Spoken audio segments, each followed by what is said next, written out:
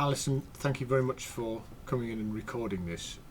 What I wanted to do was just run through some of the conversations that we had when we first met a couple of years ago. Mm-hmm.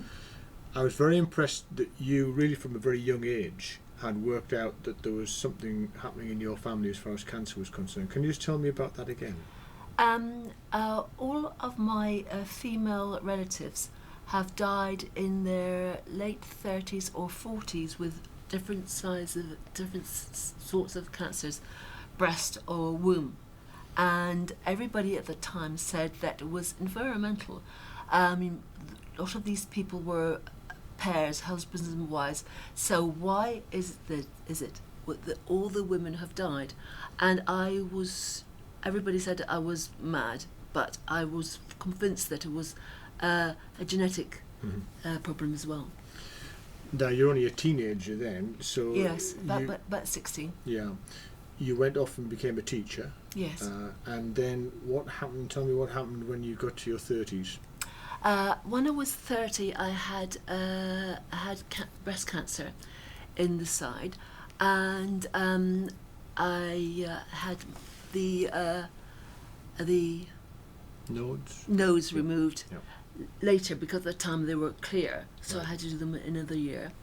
And then, of course, at the same about the same time, about a year before that, after that, my first cousin actually died of breast cancer, and I've always been absolutely convinced that there was a genetic disposition.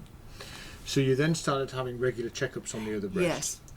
But what was the response at that time from the doctors when you talked about being inherited? Did you discuss it at all then? I think by the time things were getting more realistic about genetics, People not just about environmental.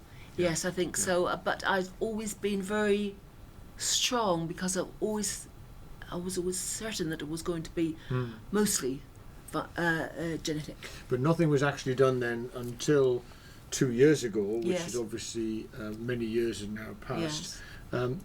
So you asked again to be referred in for testing. I asked, and I gave all the. It was all hearsay from my family, but I knew it was so strong. Sure. Why was it only hearsay? Why couldn't you?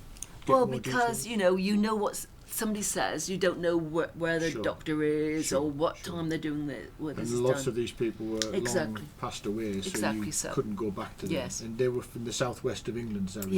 Yes, so deaf girl. So you came to see us in the clinic. Yes. And of course, as I explained to you, our guideline was that we should confirm the cancers before we did testing, but your story was so convincing and your own breast cancer had started so young that we decided to request a test. Actually, can I read to you what I wrote then, because it's actually quite instructive. So you'd be pleased to say then this is true. On the 20th of May I wrote, articulate, well-informed science teacher, had breast cancer at 30 years, continued to have other breasts checked. 4 of 5 paternal aunts died of cancer early, 2 in 40s with womb, 1 colon in 50s, 1 in 50s with womb cancer, 1 with early womb cancer. Had daughter Linda who developed breast cancer at 30. Family were in Southwest records, inaccessible, unlikely to be fabrication, very sensible witness. Now I wrote that because of course we do get some families where people kind of fill the story in a bit just because they know that'll get them a test, but it did seem very convincing. And so I actually said support BRCA testing, and then I wrote down tellingly review the file in 6 months and follow up as soon as we get a result. So that was in May, but then tell me what happened, less than 5 months later in October? I had a bad stroke. Right. Just before I'd started to bleed, when I was past post-menopausal, excuse my speech, and I started bleeding a bit. And so I thought, that's not quite right. I had the stroke and I was still bleeding off and on. They didn't do anything about this. And I actually asked, I need to be tested. So you're in the hospital with the stroke, yes. but no one was paying any attention to you saying your periods. Because I sound like an idiot. Sure.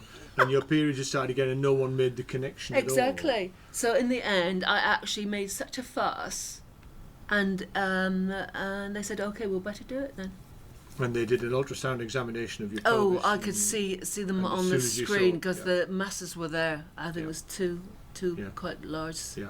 masses. And so Mark Roberts became involved, and the cancer team became involved, and you had treatment Yeah. for that, and that's Yes, done pretty well. Yes. It's 3 brought it under cycles, control. then the hysterectomy, and then three cycles Okay. of chemotherapy. And in fact, that we concluded was an ovarian cancer that had invaded the womb, wasn't Yes. it? Yeah. And of course, that was the problem with your aunts, although we were calling it womb cancer, Yes, because we don't differentiate clinically very easily between an endometrial and an Exactly ovarian so. cancer. And then, of course, we found a point mutation in the BRCA1 gene. It's actually in what's called an intron, so it's in between the coding segments, but it produces an abnormal cutting point. yes. So the gene gets assembled incorrectly, and that's obviously why it stopped working. So now that we've got that test, tell me what's happening with the family. Are they having further testing? My sister's being tested at 4 o'clock today. Two of my sons have filled the form, but one's not quite sure, and my brother doesn't want it done because his daughter, she's 14, or no, she's not, she's 18, and she doesn't want to be tested.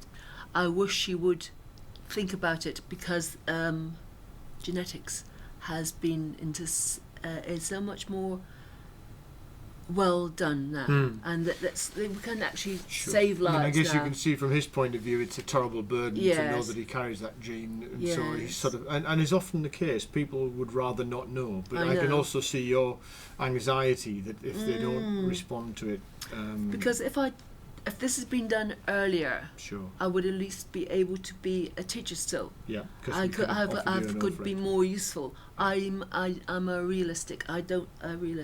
I don't like being dependent. I don't want to be useless. I don't think there's no place for a person that's no use. Well, there'll always be a place for you because I think you're a very good teacher still. Thank you Thank very you. much for coming. Thank you very much.